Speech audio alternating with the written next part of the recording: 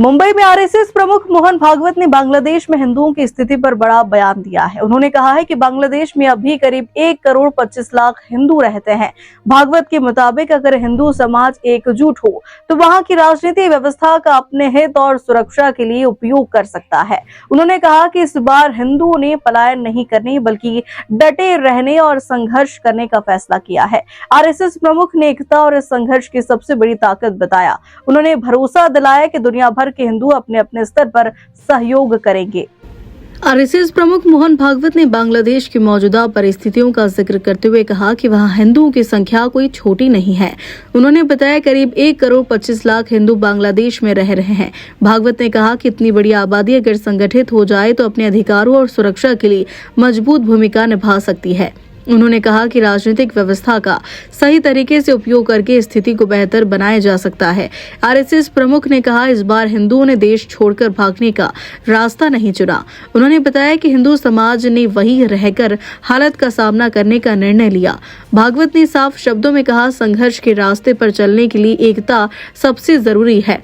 उन्होंने कहा कि जितनी जल्दी एकता बनेगी उतना ही फायदा होगा। आरएसएस प्रमुख ने भरोसा जताया कि संख्या के बल पर हिंदू समाज अपनी स्थिति मजबूत कर सकता है। उन्होंने कहा यह समय धैर्य और संगठन का है। मोहन भागवत ने यह भी कहा कि भारत में रह रहे हिंदू अपनी सीमाओं के भीतर हर संभव मदद करेंगे। दुनिया के अलग अलग देशों में बसे हिंदू भी सहयोग के लिए आगे आएंगे और इसे सामूहिक जिम्मेदारी बताया और सुरक्षा और सम्मान के लिए संगठित प्रयास जरूरी है।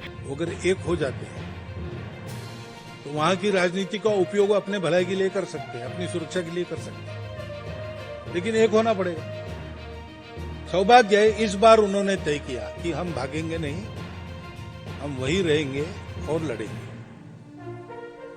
ये तो तय किया। अब लड़ेंगे तो फिर उनको एक होना आवश्यक रहेगा। वो जितना जल्दी हो जाएंगे, बांग्लादेश में आज जितनी भी संख्या है उसके साथ वो अपनी स्थिति को बहुत अच्छा और बना सकते हैं।